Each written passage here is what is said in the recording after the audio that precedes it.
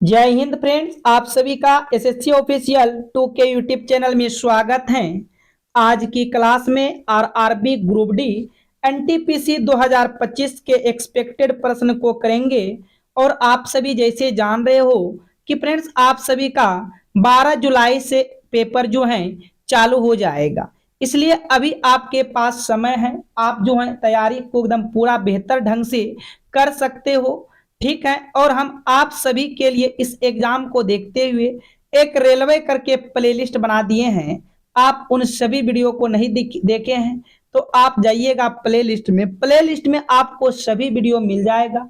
तो आप एक बगल से सभी वीडियो को देख लीजिएगा, सभी वीडियो आपके लिए इंपॉर्टेंट होने वाला है।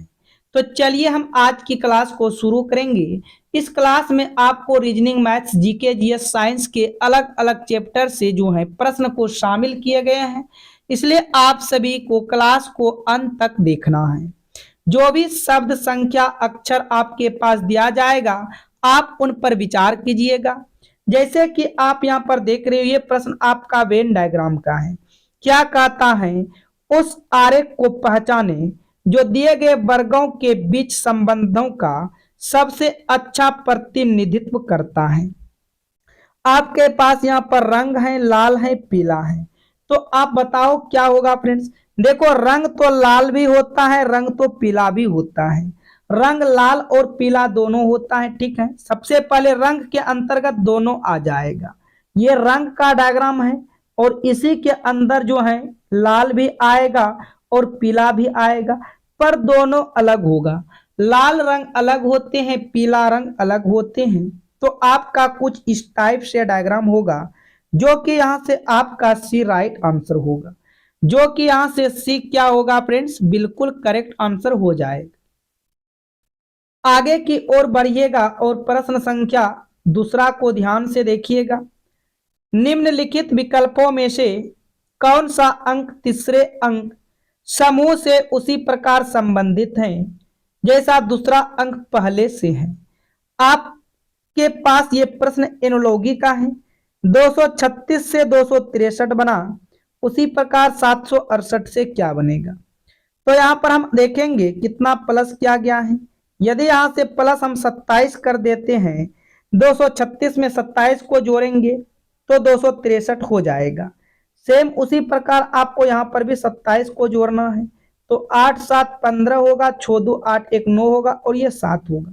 यहाँ से 795 आ रहा है, लेकिन किसी भी विकल्प में 795 नहीं है।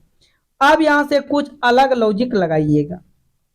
लॉजिक क्या लग रहा है आप देखो, पहले 2 था, 2 अपने स्थान पर रहा, बाकी बात ये 3 बीच वाला कहाँ चला गया, अंत में। और ये पीछे वाला कहाँ चला गया, बीच में चला गया। तो सेम उसी प्रकार आप 7 को पहले उतार लो, उसके बाद ये 8 को आपको बीच में लाना है और 6 को सबसे पीछे भेजना है। तो इसका सही जवाब 786 होगा। यहां से आपका डी क्या होगा फ्रेंड्स, राइट आंसर होगा। डी क्या हो जाएगा, बिल्कुल करेक्ट आंसर हो जाएगा। नेक्स्ट प्रश्न की ओर बढ़िएगा और प्रश्न संख्या 3 को देखते हैं। निम्नलिखित श्रृंखला में प्रश्न चिन्ह के स्थान पर कौन सी संख्या आएगी। कहाँ है प्रश्न चिन्ह का स्थान, प्रश्न चिन्ह का स्थान यहाँ पर दिखाई दे रहा है। अब आपके पास नंबर यहाँ से 16 से 18 से 21 इस तरह से आपके पास नंबर बढ़ रहा है। यदि हम यहाँ से 16 से 18 पर जा रहे हैं, यहाँ पर देख रहे हैं 2 का प्लस किया गया है। 18 से 21 पर जा रहे हैं, यहाँ पर 3 का प्लस। 21 से 26 पर जा रहे हैं, 5 का प्लस। आगे देखेंगे यहाँ पर 7 का प्लस। और अब आगे क्या होगा, यदि आप यहाँ पर कह सकते हो कि यहाँ पर 7 देखो, 2 3 5 7। आगे यहाँ पर आप 9 को जोड़ोगे, 9 को जोड़ोगे तो 42 होगा। 42 कहीं ऑप्शन में नहीं है। और ऐसे आप 9 को किस हिसाब से जोड़ोगे फ्रेंड्स, यहाँ पर 2 के बाद 3 हुआ, यहाँ पर 1, उसके बाद उधर आगे 2 2 बढ़ रहा है। यदि आप थोड़ा ध्यान से देखिएगा, 2 3 5 7 ये सभी आपका अभाज्य संख्या है। 2 3 5 7 ये सभी क्या है, अभाज्य संख्या है। तो 7 के बाद अब आने वाली अभाज्य संख्या 11 होगी। 13 और 11 को यहाँ से जोड़ेंगे। जब 13 और 11 को जोड़ेंगे तो यहाँ से आपको 44 मिलेगा। 13 और 11 को जोड़ेंगे तो यहाँ से आपको क्या मिलेगा, 44 मिलेगा। और यहां पर आपका बी राइट आंसर होगा। यहां से बी क्या हो जाएगा फ्रेंड्स, बिल्कुल करेक्ट आंसर हो जाएगा। तो उम्मीद करते हैं आप यहां तक प्रश्न को समझ चुके हो। आगे की ओर बढ़िएगा, प्रश्न संख्या 4 को देखिएगा ध्यान से। दिए गए प्रारूप का ध्यान पूर्वक अध्ययन कीजिए तथा उस संख्या का चयन कीजिए जो इसमें प्रश्न चिन्ह के स्थान पर आ सकती है। कहां पर है प्रश्न चिन्ह का स्थान, यहां पर दिया गया है। उसके बाद देखेंगे 114 है, 99 है, यानी बड़ी बड़ी नंबर है। तो हम यहाँ पर इन सब को कुछ करके 99 पुराने का प्रयास करते हैं। यदि सभी को जोड़ते हैं 5 7 12 3 15 4 19 होगा। लेकिन आप 19 से क्या फ्रेंड्स 99 पुरा सकते हो, तो 19 से 99 तो नहीं पूरेगा। अब यहां से क्या करें, गुना करें क्रॉस में, 7 5 35 हो जाएगा। इधर से गुना करेंगे ये 35 होगा और इधर से गुना करेंगे तो ये 12 होगा। 35 और 12 को जोड़ेंगे 7 47, नहीं, यहां से भी नहीं पूरेगा। अब देखो फ्रेंड्स क्या करते हैं, आप एक बार सभी का स्क्वायर करके देखो। यहां से 5 का स्क्वायर होगा 25, आगे फिर 7 का स्क्वायर हो जाएगा 49, आगे फिर 3 का स्क्वायर होगा 9 और 4 का स्क्वायर होगा 16। इन सभी को ऐड कीजिएगा, 9 और 6 15, 15 5 20, अब 20 9 29 कैरी 9 होगा, हासिल 2 रहेगा, 2 1 3, 3 हुआ, 4 3 7 2 9। देखो फ्रेंड्स यहां से 9 आ रहा है। उसी प्रकार आपको इनमें भी देखना है। 7 का स्क्वायर 49 होगा, 6 का स्क्वायर 36 होगा, 2 का स्क्वायर 4 होगा, 5 का स्क्वायर 25 होगा।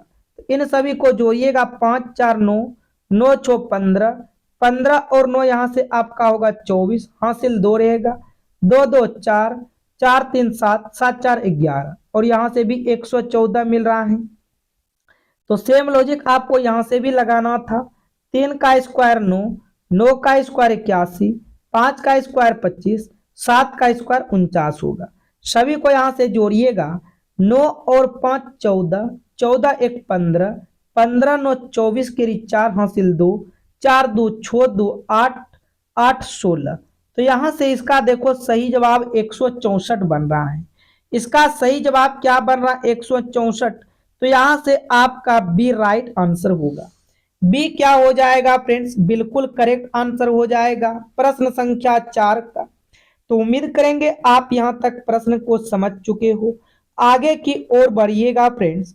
इससे पहले फ्रेंड्स हम आपको बता दें, यदि आप सभी को वीडियो पसंद आए और क्वेश्चन समझ में आ रहा है तो आप सभी वीडियो को लाइक करके, चैनल पर पहली बार आए हो चैनल को सब्सक्राइब करके नोटिफिकेशन घंटी को जरूर ऑल कीजिएगा। और आप मेरे साथ क्लास के टाइम टेबल के अनुसार जुड़ना चाहते हैं तो 5 AM 11 AM और 7 PM पर फ्रेंड्स जुड़ सकते हो। तो देखिएगा प्रश्न संख्या 5, नीचे 4 विकल्प दिए गए हैं, उनमें से 3 किसी ना किसी रूप से में समान है लेकिन एक वो समान है, उन अलग को चुने। यहां से आपको अलग के क्या करना है फ्रेंड्स, चुनना है। देखिएगा शुक्र है, बुध है, मंगल है और चंद्रमा है। तो आप याद रखिएगा यहां से ये सभी क्या है फ्रेंड्स, ये सभी ग्रह हैं। यहाँ पर आपका क्या होगा, शुक्र बुध मंगल ये सभी ग्रह हैं, लेकिन चंद्रमा आपका ग्रह नहीं है, यह एक तारा है। इसलिए आपका यहां से डी क्या होगा, सबसे अलग और भिन्न होगा। डी क्या हो जाएगा फ्रेंड्स, सबसे अलग और भिन्न हो जाएगा। अगले प्रश्न की ओर चलिएगा और प्रश्न संख्या 6 को देखिएगा। अगले श्रृंखला में आने वाले शब्द का चयन करें। आपको बताना इनमें से कौन सा नया अक्षर आएगा। तो यहां से हम सभी देखेंगे ई का नंबर 5, जी का नंबर 7, तो यहां पर 2 का प्लस किया गया है। आगे देखिएगा फ्रेंड्स, जी का नंबर 7, आई का नंबर 9, यहां भी 2 प्लस किया गया है। यहां पर भी कितना प्लस किया गया है, 2 प्लस किया गया है। तो आगे भी अब आपको 2 प्लस करना है, तो 11 11 पर आएगा के, और आगे भी देखो 2 ही प्लस किया गया है। तो नेक्स्ट स्टेप में फिर वही लॉजिक आपको लगाना है। देखो यहाँ पर अल से अल, अल से अल, अल से अल, आपको यहाँ पर भी अल ही रखना है, कोई परिवर्तन नहीं किया गया है। अच्छा, आगे देखिएगा क्या, अब फिर से देखो एफ का नंबर 6 और एच का नंबर 8, तो फिर यहाँ से 2 प्लस क्या गया है, फिर आगे भी 2 प्लस है, इसके आगे भी 2 प्लस करना है। तो जे का नंबर 10, 10 में 2 को जोड़ेंगे 12, 12 पर आएगा एल, और आगे भी यहाँ पर 2 का प्लस किया गया है। अब लास्ट स्टेप पर देखिएगा फ्रेंड्स क्या लॉजिक लगा है। यहाँ पर देखो ए, आगे भी आपको यहाँ पर ए ही डालना है, कोई चेंजेस नहीं है। तो आपका यहाँ से सही जवाब आना चाहिए के डबल एल ए, के डबल एल ए। यहाँ से डी राइट आंसर होगा। क्या हो जाएगा राइट आंसर फ्रेंड्स, के डबल एल ए। आगे की ओर चलिएगा, प्रश्न संख्या 7 को देखते हैं। यदि डी को 12 लिखा जाता है, एज को 39 लिखा जाता है, तो जे ए डी ई को क्या लिखा जाएगा। तो सबसे पहले यहां से हम देख लेंगे, डी का नंबर आता है 4, 4 से 12 बनाने के लिए इसमें से 3 से गुना करेंगे तो 4 तिया 12 होगा। उसी प्रकार ए का नंबर 1 होगा, जी का नंबर 7 होगा, ई का नंबर 5 होगा। सभी को जोड़ेंगे 7 5 12 1 13 होगा। आप इनमें 3 से गुना किए थे, आप इनमें भी 3 से गुना कर दो, तो 13 तिया के 39, और यहाँ पर भी 39 दिया गया है। तो सेम आपको यहाँ पर इनमें भी लॉजिक लगा देना है, जेड ए डी ई में। तो जे का नंबर यहाँ से 10 हो जाएगा, ए का नंबर 11, डी का नंबर 4, ई का नंबर 5। तो सभी को जोड़ेंगे 15 5 20 होगा। और आप इन दोनों में क्या किए हो, 3 से गुना किए हो, इनमें भी आपको 3 से ही गुना करना है। जब हम 20 को 3 से गुना करते हैं तो 60 आ रहा है। जब हम 20 को 3 से गुना करते हैं तो क्या आ रहा है, 60 आ रहा है। और यहां से आपका डी राइट आंसर होगा। यहां से डी क्या हो जाएगा फ्रेंड्स, बिल्कुल सही जवाब होगा प्रश्न संख्या 7 का। तो उम्मीद करते हैं आप यहां तक प्रश्न को समझ चुके हो। आगे की ओर चलिएगा, प्रश्न संख्या 8 को देखिएगा। देखो कहता है एक भाषा में BOARD को कुछ इस प्रकार से लिखा गया है, उसी भाषा में बताओ व्हाइट को क्या लिखा जाएगा। तो सबसे पहले आखिर में यहाँ से लॉजिक क्या है, आप उन लॉजिक को समझने का प्रयास कीजिएगा। यहाँ पर देखो बी, उसके बाद है ओ, उसके बाद ए, फिर देखो फ्रेंड्स यहाँ पर आर है और यहाँ पर डी है। उसको आप यहाँ से सामने लिख लो सी एम, उसके बाद देखो डी, फिर यहाँ पर एन, फिर आई है। जिसका कोड पूछा गया है आप उसको भी सामने लिख लो। व्हाइट का कोड पूछा जा रहा है, किसका कोड पूछ रहा है, व्हाइट का कोड पूछ रहा है। तो देखो यहाँ पर हम देखेंगे बी से आप सी पर जा रहे हो, तो बी का नंबर यहाँ से देखिएगा 2 होता है और सी का 3 होता है। यहाँ 1 प्लस किया गया है, यहाँ 1 प्लस किया गया है। आगे ओ से आप एम पर जा रहे हो, ओ का नंबर होता है 15 और एम का नंबर होता है 13। तो आप उल्टा 15 से 13 पर जा रहे हो, यहाँ पर माइनस देख रहे हैं 2 का कमी है। फिर ए से डी पर जा रहे हो, ए का नंबर 1, डी का नंबर 4, यहाँ प्लस 3 किया गया है। फिर आप आर से एन पर जा रहे हो, आर का नंबर 18, एन का नंबर 14। 18 से 14 पर जाने का मतलब -4 कम करना। डी से आप आई पर जा रहे हो, डी का नंबर 4, आई का नंबर 9, यानी कि यहाँ पर देख रहे हैं +5 कर रहा है। देखो लॉजिक क्या चल रहा है, 1 -2 3, यानी कि यहाँ पर लॉजिक लगेगा 1, उसके बाद आपको यहाँ पर करना है -3, फिर यहाँ होगा 3 प्लस, फिर -4 और यहाँ होगा +5। तो देखो डब्लू का नंबर देखो फ्रेंड्स, यहाँ पर डब्लू में आप 1 को जोड़ोगे UVW, आगे आएगा X, ठीक है। आज का नंबर 8, 8 में 2 घटाओगे 6, 6 पर आ जाएगा F। उसके बाद आई का नंबर 9, 9 में 3 को जोड़ेंगे 12, 12 पर आएगा L। टी का नंबर 20, 20 में 4 घटाएंगे 16, 16 पर आ जाएगा P। ई का नंबर 5, 5 में 5 जोड़ेंगे 10, 10 पर आएगा J। तो आपका सही जवाब यहां से होगा XFLPJ, XFLPJ। यहां से डी आपका राइट आंसर होगा। डी क्या हो जाएगा, बिल्कुल करेक्ट आंसर हो जाएगा। आगे की ओर चलिएगा, प्रश्न संख्या 9 को देखते हैं ध्यान से। ये प्रश्न आपका ब्लड और रिलेशन के हैं। देखो कहता है एस अम का बेटा है, एस जो है अम का बेटा है, ठीक है फ्रेंड्स। अम का बेटा कौन है, अम का बेटा एस है। तो यहाँ से ये बेटा है, आप इसको प्लस से लिखिएगा क्योंकि ये बेटा है एस एम का। आगे कहता है आर क्यू और ए का पिता है। इस लाइन को हम छोड़ेंगे, कहीं भी आर क्यू ए का अभी चर्चा नहीं किया गया है।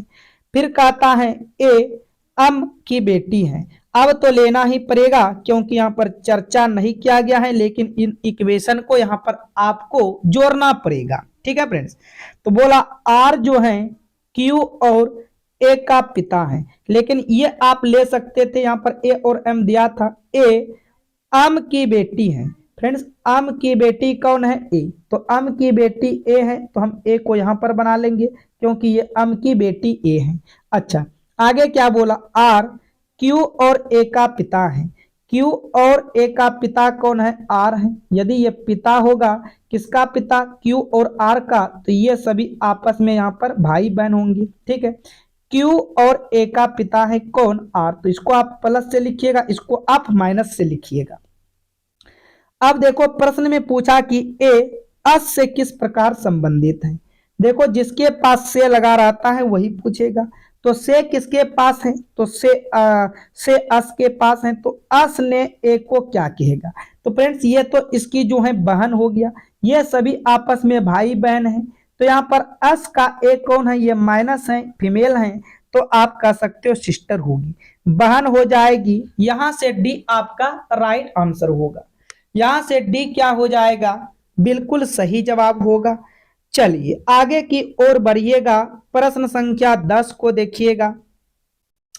देखो कहता है 5 छरों पी क्यू आर एस और टी में से एस टी से लंबा है। अच्छा 5 छर है, ये आपका क्रम वाले प्रश्न है।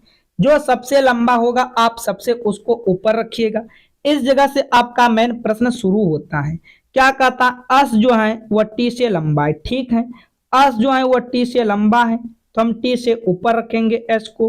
फिर कहता आर पी से छोटा है, इस लाइन को भी हम छोड़ देंगे। आगे देखो यहाँ अस वाले लाइन को लेंगे। फिर बोला क्यू अस से लंबा है। क्यू जो है अस से लंबा है, तो हम क्यू को ऊपर रख देंगे क्योंकि क्यू अस से लंबा है। ठीक है, आगे फिर कहता है पी केवल एक छर से लंबा है। पी जो है केवल एक छर से लंबा है। तो भाई P केवल एक छर से लंबा है, और यहां पर दिया भी गया है कि R P से छोटा है। R जो है ना P से छोटा है, इसका मतलब P बड़ा होगा तब R छोटा होगा। R जो है P से छोटा है। तो 5 व्यक्ति था, पांचों व्यक्ति बैठ गया। अब पूछ रहा है सभी छरों में से दूसरा सबसे लंबा छर कौन सा है? सभी छरों में से दूसरा सबसे लंबा छर, तो पहला आपका सबसे लंबा छर Q होगा, दूसरा आपका सबसे लंबा छर S होगा। दूसरा सबसे लंबा छर कौन होगा? S होगा। यहां से आपका विकल्प ए राइट आंसर होगा। यहां से विकल्प ए क्या होगा फ्रेंड्स? बिल्कुल करेक्ट आंसर हो जाएगा प्रश्न संख्या 10 का। आगे की ओर चलिएगा, प्रश्न संख्या 11 को देखिएगा। कहता है एक दौड़ में 5 लड़कियों ने हिस्सा लिया। रजनी माहिका से पहले लेकिन गरिमा से पीछे। देखो यदि आपने यहाँ पर प्रश्न संख्या 10 को ध्यान से समझे होंगे तो सेम इसी के आधार पर आपका प्रश्न संख्या 11 भी बनेगा। ठीक है फ्रेंड, तो आपका प्रश्न इस जगह से चालू होता है। रजनी माहिका से पहले लेकिन गरिमा से पीछे है। तो रजनी जो है फ्रेंड्स माहिका से पहले, तो आप पहले यहाँ पर लिखिएगा रजनी। किसको लिखिएगा? रजनी जो है वह माहिका से पहले बाजी मारती हैं, तो यानी कि रजनी ऊपर चला जाएगा। लेकिन यहाँ पर बोला गरिमा से पीछे, इसका मतलब गरिमा हो जाएगा आगे। अब सबसे आगे कौन आ जाएगा? गरिमा आ जाएगा, लेकिन वह गरिमा से पीछे कौन है? रजनी है। आगे देखिएगा, फिर कहता है ओसिमता सांची से पहले है। ओसिमता जो है सांची से पहले है लेकिन महिका से पीछे, तो आपका ओसिमिता यहाँ पर आ जाएगा। यहाँ पर कौन आ जाएगा? ओसिमता आ जाएगा, और ये महिका से पीछे हैं और सांची से आगे हैं। सांची इसके नीचे हो जाएगा। तो 5 व्यक्ति था, पांचों व्यक्ति को हम बैठा चुके हैं। अब क्या कहता है? रह गई दौड़ में दूसरे नंबर पर कौन आया। तो देखो जो सबसे पहले ऊपर में आया होगा वह पहला नंबर पे होगा, और जो नीचे उससे होगा ये दूसरे नंबर पे होगा। तो दूसरे नंबर पे कौन आई है? तो दूसरे नंबर पे रजनी आई है। दूसरे नंबर पे कौन होगा? तो रजनी हो जाएगी। यहां से आपका सी राइट आंसर होगा। यहां से सी क्या हो जाएगा फ्रेंड्स, बिल्कुल करेक्ट आंसर हो जाएगा प्रश्न संख्या 11 का। तो उम्मीद करते हैं फ्रेंड्स आप यहां तक प्रश्न को समझ चुके हो। चलिए अब हम बढ़ते हैं प्रश्न संख्या 12 की ओर। तो ये आपका प्रश्न संख्या 12 है और यहां से कहता है निम्नलिखित शब्दों को उस तर्कपूर्ण क्रम में व्यवस्थित करें जैसे वे अंग्रेजी के शब्दकोश में पाए जाते हैं। तो हम आपको कई बार बताए हैं जब इस टाइप के कभी भी प्रश्न आते हैं तो कभी भी इस टाइप के प्रश्न आते हैं तो हम सभी यहां से क्या करते हैं फ्रेंड्स, हम सभी हमेशा ऑप्शन पे ध्यान देते हैं। जैसे यहाँ पर देखेंगे, यहाँ पर आपका 6 5 है और यहाँ पर आपका 5 5 है, या तो पहले 5 आएगा या तो पहले 6 आएगा। 5 और 6 में जहां तक आपको सेम नजर आएगा वहां तक आप कट कर दो। तो हम यहाँ पर कट कर दिए। जब आप ABCD को लिखते हो तो पहले B को लिखते हो या G को लिखते हो, तो आपका जवाब आएगा पहले हम किसको लिखते हैं, पहले हम यहाँ पर B को लिखते हैं। तो B वाला क्रम किसमें है, में है 5 में है, तो आपका सबसे पहले 5 वाला आएगा। तो ये 6 वाला यहाँ से आपका क्या हो जाएगा, गलत हो जाएगा। अब नेक्स्ट स्टेप में देखेंगे, यहां से आपको 6 है और यहाँ पर 6 4 है, या तो पहले 4 आएगा या तो पहले 6 आएगा। जहां तक आपको 4 और 6 में सेम नजर आएगा वहां तक आप कट कीजिएगा। तो यहाँ पर के है, यहाँ पर जी है। जब आप ABCD को लिखोगे तो पहले के को लिखोगे या पहले जी को लिखोगे, तो आपका जवाब आएगा पहले हम जी को लिखेंगे। तो जी वाला 6 है, तो 5 के बाद वाला अब 6 आएगा। 5 के बाद वाले कौन आएगा, 6 आएगा। तो ये 4 वाले को भी यहां से हटा देना है। और तीसरा नंबर पे ऑलरेडी 4 है, 4 है तो आपको यहाँ पर 4 लिख देना है, किसी से तुलना करने की कोई जरूरत ही नहीं है। फिर चौथा नंबर पे यहाँ पर 3 है तो यहाँ पर भी 3 है, तो आपको यहाँ पर भी 3 को लिख देना है। जब 3 दोनों में है तो किसी से तुलना करने की कोई जरूरत ही नहीं है। अच्छा, पांचवा नंबर पे देखेंगे, यहाँ पर 1 है, यहाँ पर 2 है। अब पहले 1 आएगा कि पहले 2 आएगा, जहां तक आपको 1 2 में नजर आएगा सेम वहां तक आप कट कर दो, कट कर दिए। अब यहाँ पर हम देखेंगे एस है और आर है, तो पहले आप बताओ एस को लिखते हो कि पहले आर को लिखते हो। तो आप कहेंगे एस से पहले तो आर ए को लिखते हैं, तो आर का क्रम 2 है तो 3 के बाद 2 होगा। तो ये 1 वाला क्यों रखे हो, इसको भी गलत करो। आपका यहां से राइट आंसर क्या होगा, बी होगा।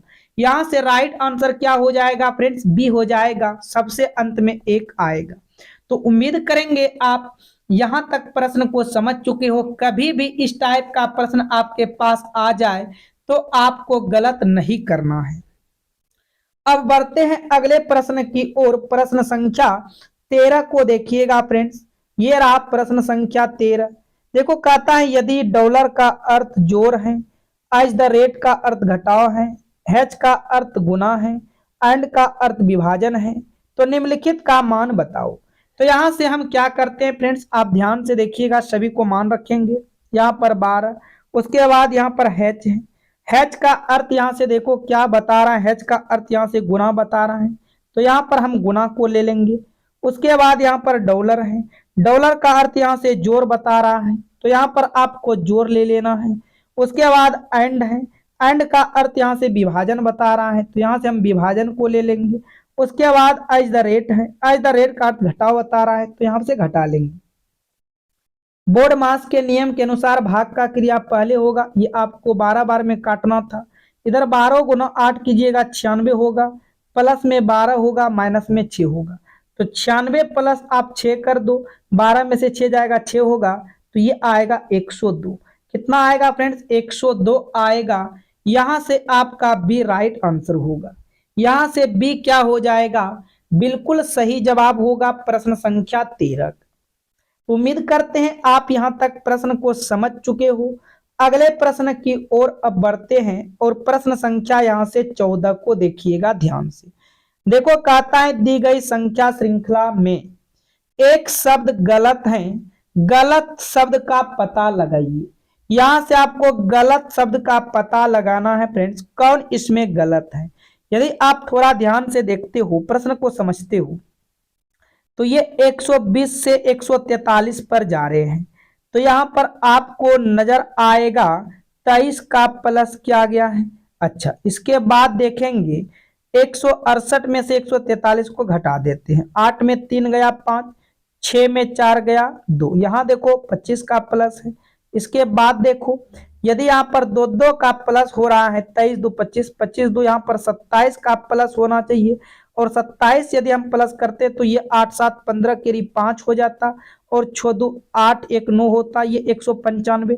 अच्छा आगे देखो, आगे अब 29 प्लस करेंगे। क्या फ्रेंड्स 195 में 29 जोड़ने के बाद 224 हो रहा है। 9 5 14, 9 2 11, 1 जी बिल्कुल, यानी कि ये 196 के जगह 195 होना चाहिए। 196 के जगह कौन सा संख्या होना चाहिए, 195, तो यही आपका गलत है। 196 जो लिखा गया है वो आपका क्या है, गलत है। आप चाहते तो यहां से एक लॉजिक और लगा सकते थे, 11 का स्क्वायर करते -1 करते, आगे 12 का स्क्वायर करते -1 करते, 143 होगा। आगे 13 का स्क्वायर करते -1 करते, आगे यहां देखिएगा 14 का स्क्वायर, 14 का स्क्वायर क्या होता है, 196 होता है, और -1 करते हैं, इस जगह 195 आना चाहिए था। और आगे 15 का स्क्वायर -1, सभी में देखो 11 का स्क्वायर -1, 12 का स्क्वायर, 13 का स्क्वायर और -1 हो रहा है, लेकिन यहाँ पर देखो -1 नहीं किया गया था, और -1 हम करते हैं तो 195 आ रहा है। तो यहाँ से आपका गलत जो है, कौन सा गलत है, तो आप कहिएगा 196 गलत है। तो यहाँ से आपका बी राइट आंसर होगा। चलिए अगले प्रश्न की ओर बढ़िएगा। प्रश्न संख्या 15 को ध्यान से देखिएगा। देखो कहता है निम्नलिखित में से कौन सा विकल्प, ये आपका यहाँ से जे है, ध्यान दीजिएगा, ये आपका क्या है फ्रेंड्स, यहाँ से जे है, आप बना लीजिएगा इस तरह से इसको जे, ये जो है ना फ्रेंड्स, ये आपका जे है, ध्यान दीजिएगा, ठीक है। तो आपको कहने का मतलब हुआ इनका संबंध इनके साथ है, तो बताओ इनका संबंध किनके साथ होगा, बस। तो सबसे पहले आप यहाँ पर देख रहे हो जितने अक्षर इसमें हैं वही अक्षर सब इसमें भी हैं, तो यहां से हम देख पा रहे हैं कि क्या लॉजिक चल रहा है। देखो यहाँ पर ये सेकेंड नंबर वाले ए आपका यहाँ है, तो यू को हम सबसे पहले यहाँ पर लिख लेते हैं, ठीक। उसके बाद ई सबसे लास्ट वाले यहाँ पर लिखा गया, तो यहाँ पर हम सबसे लास्ट में कौन है, टी है, तो टी को हम इस जगह लिख देंगे, ठीक है। अब आगे के है, ये देखो पीछे से दूसरे नंबर वाले को तीसरा पर लिखा गया, तो यहां से हम पीछे से दूसरे नंबर वाले एस को यहां पर लिख देंगे। अच्छा आगे देखो ये पीछे वाले, आगे वाले सबसे पीछे, तो हम भी यहां पर जे को कर देंगे सबसे पीछे। तो इसका सही जवाब होना चाहिए यू टी एस जे, यू टी एस जे होना चाहिए फ्रेंड्स। क्या यू टी एस जे है क्या, कहीं पर भी यू टी एस जे आपको नजर आ रहा है, यू टी जे एस कहीं पर भी नजर नहीं आ रहा है ना फ्रेंड्स। तो यहाँ पर आपका ये अम था, तो अम पीछे गया, तो जे तो पीछे जाना चाहिए था, ठीक है। ये तो आपका जे ही है, ठीक है फ्रेंड्स, ये आपका जे है। तो चलो कोई बात नहीं, हम एक बार अब सामने इसको उतार लेते हैं। अम ए के और ई है, और इसका कोड यहाँ पर नीचे लिखा गया है, ए ई के अम लिखा गया है। जिसका कोड पूछा आप उसको भी उतार लो। जे किसका कोड पूछा गया है, जे, उसके बाद देखो यू एस और टी का कोड पूछा गया है। तो क्या लॉजिक है देखिएगा ध्यान से, यहाँ पर आपका ए आ गया, ये क्रॉस में चल रहा है, और यहाँ पर आपका ई आ गया, और ये आपका एम यहाँ आ गया, के आपका यहाँ रह गया। तो उसी प्रकार जब हम क्रॉस में लेकर चलेंगे तो फ्रेंड्स ये वाला आपका यहाँ से देखिएगा यू आएगा, ठीक है। उसके बाद आपका यू के बाद कौन आएगा, यू के बाद यहाँ एस आ जाएगा, यू के बाद एक मिनट सबसे पहले ए, उसके बाद यहां से टी आएगा लास्ट वाला, उसके बाद एस उतर जाएगा, उसके बाद जे यहां पर आएगा। तो यू टी एस जे, यू टी एस जे, यू टी एस जे आपको बना लेना है फ्रेंड्स, यू टी एस जे, ये वाला जो है ना फ्रेंड्स, यू टी एस जे आपको यहाँ पर बना लेना है, ठीक है। यहां से आपको बना लेना था यू टी एस जे, विकल्प ए यहां से आपका राइट आंसर होगा। विकल्प ए क्या हो जाएगा फ्रेंड्स, बिल्कुल सही जवाब होगा। अब हम सभी बढ़ेंगे फ्रेंड्स आगे जीके जीएस की ओर, जो कि काफी इंपॉर्टेंट प्रश्न है। अभी तक आपने वीडियो को लाइक नहीं किए हैं तो वीडियो को लाइक करके, चैनल पर पहली बार आए हो चैनल को सब्सक्राइब करके बेल आइकन घंटी को जरूर ऑल पर रखिएगा। ताकि आने वाले वीडियो आपको समय के अनुसार मिल सके। तो चलिए आज की ये जो है पहला प्रश्न है, आप सभी ध्यान से देखिएगा। कहता है भारतीय संविधान की 11वीं अनुसूची में डैश विषय सूचीबद्ध है। बताओ 23, 21, 26 या 29। क्या फ्रेंड्स इस डैश में भरा जाएगा? तो भारतीय संविधान की 11वीं अनुसूची में 29 विषय सूचीबद्ध हैं। यहां से आपका डी राइट आंसर हो जाएगा। अगले प्रश्न की ओर चलिएगा। गंगोत्री से शुरू होने वाली कौन सी भारतीय नदी मानवीय गतिविधियों और उद्योगों द्वारा बड़े पैमाने पर प्रदूषित हैं? तो इसका राइट आंसर हो जाएगा गंगा। यहां से डी क्या होगा? बिल्कुल राइट आंसर होगा गंगा। अगले प्रश्न की ओर चलिएगा। निम्नलिखित में से कौन सी शास्त्रीय द्रविड़ भाषा है? निम्नलिखित में से कौन सी शास्त्रीय द्रविड़ भाषा है? तो इसका राइट आंसर यहां से होगा तमिल। विकल्प ए क्या होगा? राइट आंसर हो जाएगा तमिल। अगले प्रश्न की ओर चलिएगा फ्रेंड्स। निम्नलिखित में कौन भूतापीय ऊर्जा का स्रोत नहीं है? तो इसमें से बायोमास जो है ये भूतापीय ऊर्जा का स्रोत नहीं है। यहां से विकल्प ए आपका राइट आंसर होगा। अगले प्रश्न की ओर चलते हैं। चिकित्सा सेवाओं के क्षेत्र में उत्कृष्टता के लिए निम्नलिखित में से कौन सा पुरस्कार दिया जाता है? तो इसमें से धन्वंतरी पुरस्कार दिया जाता है।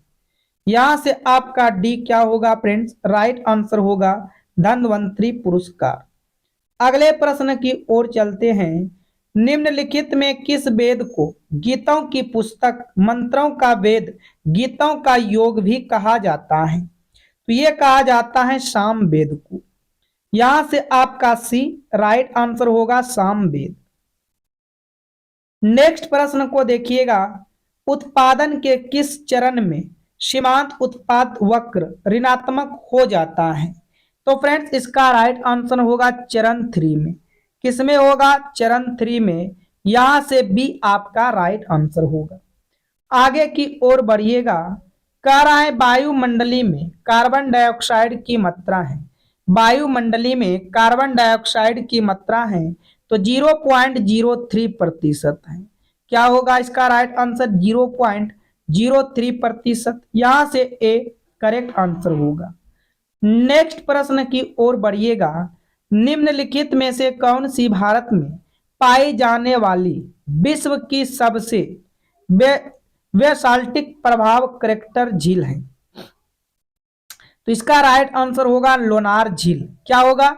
लोनार झील। यहां से सी आपका राइट आंसर होगा। अगले प्रश्न की ओर चलिएगा। वायुमंडल के उच्च स्तर पर ऑक्सीजन अणुओं पर कार्य करने वाली यूवी विकिरणों का उत्पादन क्या है? इसका राइट आंसर होगा ओजोन। यहां से बी आपका राइट आंसर हो जाएगा। अगले प्रश्न की ओर बढ़िएगा। भारतीय संविधान के किस अनुच्छेद के तहत वार्षिक वित्तीय विवरण तैयार किया जाता है? तो इसका राइट आंसर होगा अनुच्छेद 112। क्या होगा? अनुच्छेद 112। यहां से डी करेक्ट आंसर हो जाएगा। आगे की ओर चलिएगा फ्रेंड्स। 1001 दिवसीय अंतर्राष्ट्रीय मैच खेलने वाला पहला देश कौन सा है? तो इसका राइट आंसर होगा भारत। कौन सा देश है? भारत। यहां से डी बिल्कुल राइट आंसर होगा। अगले प्रश्न की ओर बढ़िएगा। भारत में बजट घाटे को वित्त पोषित करने के लिए तदर्थ ट्रेजरी बिलों की प्रणाली को 1 अप्रैल डैश से बंद कर दिया गया था। कब से बंद कर दिया गया था? तो 1997 से जो है बंद कर दिया गया था। यहां से विकल्प ए राइट आंसर होगा। अगले प्रश्न की ओर बढ़िएगा। 2011 की भारत की जनगणना के अनुसार डैश में सबसे अधिक ईसाई आबादी वाले राज्य हैं नागालैंड, केरल, मिजोरम, गोवा। तो इसका राइट आंसर होगा 2011 की भारत की जनगणना के अनुसार केरल में सबसे अधिक ईसाई आबादी वाला राज्य है। यहां से बी क्या होगा, राइट आंसर होगा। आगे की ओर चलिएगा। राजस्थान में डैश एक प्राकृतिक प्रेमी समुदाय है जो वन और वन्य जीव का संरक्षण करता है। तो इसका राइट आंसर होगा बिश्नोई।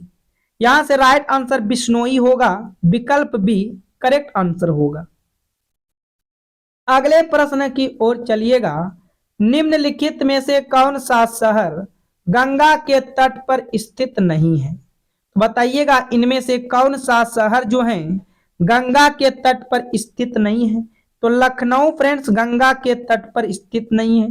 बाकी कानपुर, हरिद्वार, पटना ये सभी गंगा के तट पर स्थित है। इसका राइट आंसर यहां से डी बनेगा। नेक्स्ट प्रश्न की ओर चलिएगा। भारतीय सांख्यिकी संस्थान की स्थापना किसने की और उन्हें भारत में आधुनिक सांख्यिकी का जनक माना जाता है? तो इसका राइट आंसर होगा प्रशांत चंद्र महालनोबिस।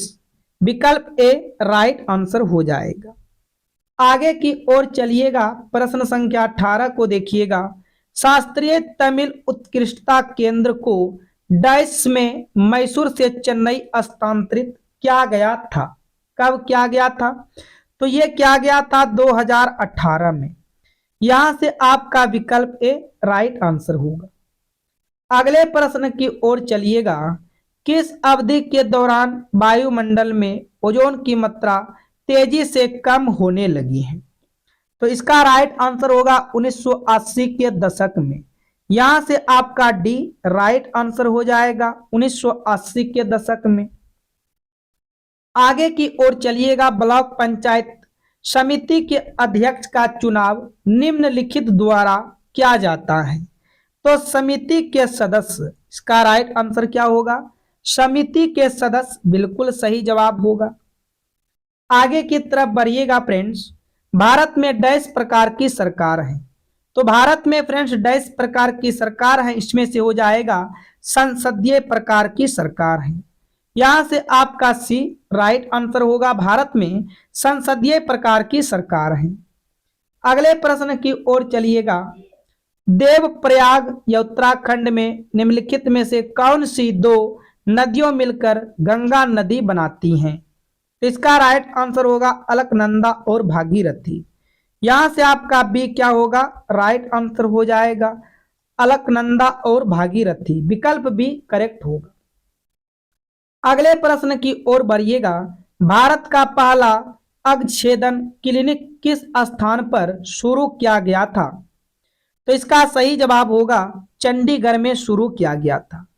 यहां से विकल्प ए राइट आंसर होगा चंडीगढ़। नेक्स्ट प्रश्न की ओर चलिएगा फ्रेंड्स। भारत में उत्तरी सरकार डैश का नाम है। भारत में उत्तरी सरकार का डैश का नाम है। तो तटीय मैदान का नाम है। यहां से सी क्या होगा? राइट आंसर हो जाएगा तटीय मैदान। अगले प्रश्न की ओर बढ़िएगा। पावरकुट किस राज्य में मनाए जाने वाले सभी त्योहारों में से सबसे बड़ा है? तो यहां से राइट आंसर होगा मिजोरम। यहां से राइट आंसर क्या होगा? मिजोरम। विकल्प भी करेक्ट हो जाएगा। अगले प्रश्न की ओर बढ़िएगा। संवैधानिक अधिनियम 1992 में किस संशोधन के तहत पंचायती राज संस्थाओं को संवैधानिक दर्जा प्राप्त हुआ है? तो इसका राइट आंसर होगा 73वां संशोधन। यहां से आपका सी जो है राइट आंसर हो जाएगा 73वां संशोधन। अगले प्रश्न की ओर बढ़िएगा। खनन से बड़ी मात्रा में प्रदूषण होता है क्योंकि इसमें निम्नलिखित शामिल हैं। इसमें सलेग शामिल है। यहां से आपका बी राइट आंसर होगा सलेग। अगले प्रश्न की ओर चलते हैं। भारतीय संविधान में मौलिक कर्तव्यों की सूची में 11वां मौलिक कर्तव्य किस वर्ष जोड़ा गया था? तो ये जोड़ा गया था 2002 को।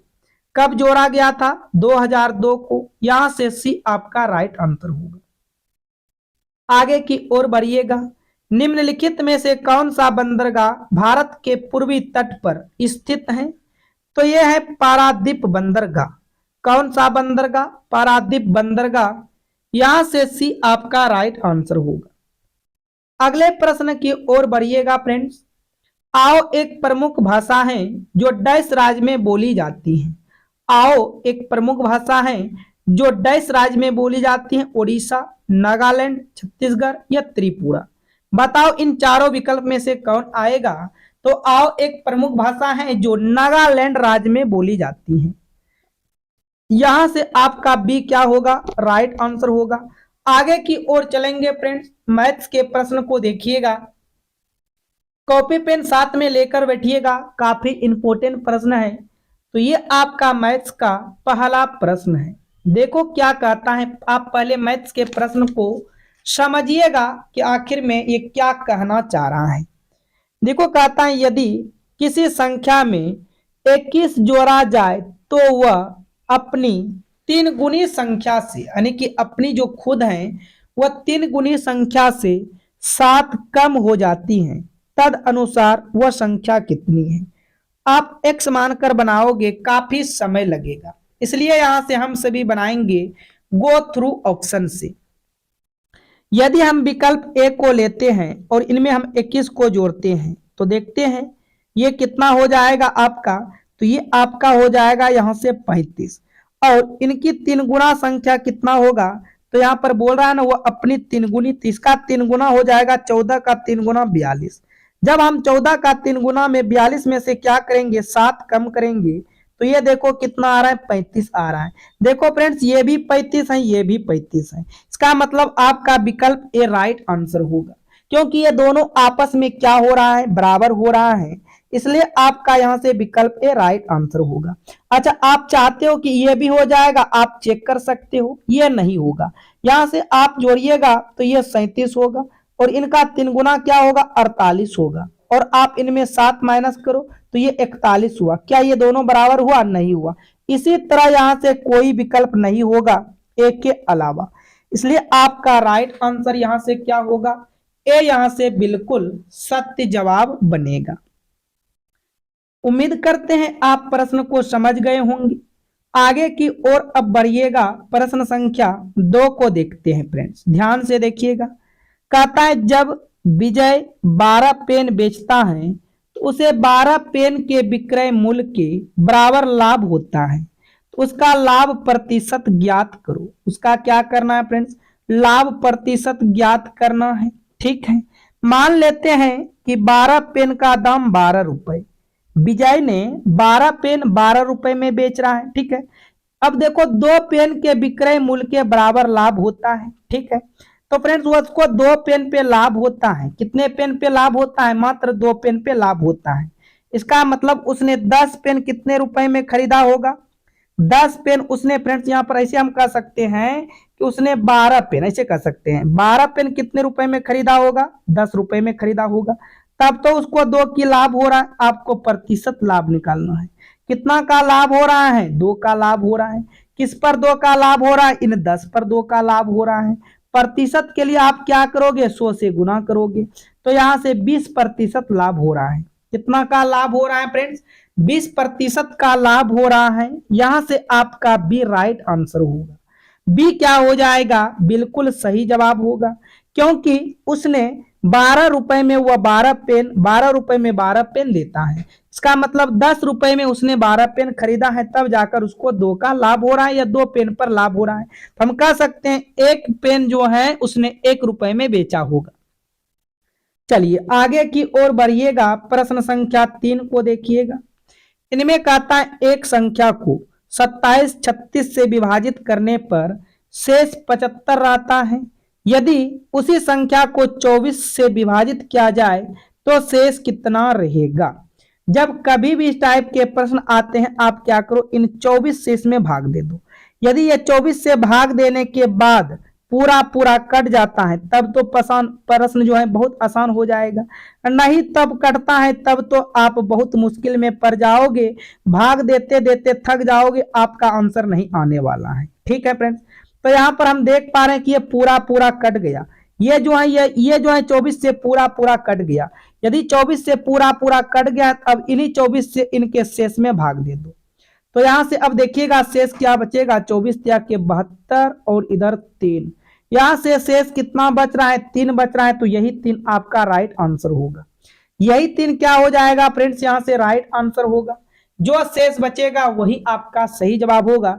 आप डायरेक्ट इन 24 से इनके शेष में क्या करो, भाग दे दो, तो वही आपका क्या होता है, सही उत्तर होता है। चलिए आगे की ओर बढ़िएगा। प्रश्न संख्या 4 को देखिएगा फ्रेंड्स, क्या कहता है, ध्यान से समझिएगा। यदि किसी धनराशि पर 6 वर्ष का साधारण ब्याज मूलधन के 30% के बराबर हो तो यह कितने समय बाद मूलधन के बराबर होगा।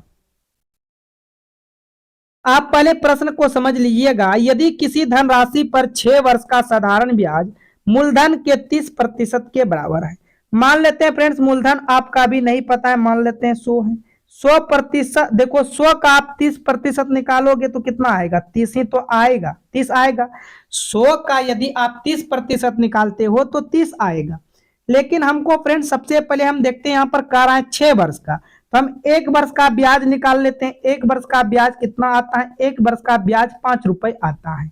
जब 1 वर्ष में ब्याज 5 रुपए आ रहा है तो बताओ 100 रुपए का ब्याज कितने वर्ष में मिलेगा। तो आपको कुछ नहीं करना है, आप 100 से 100 को भाग कर दो 5 में, तो आप कहिएगा 20 वर्ष में हमको 100 रुपए का ब्याज मिलेगा।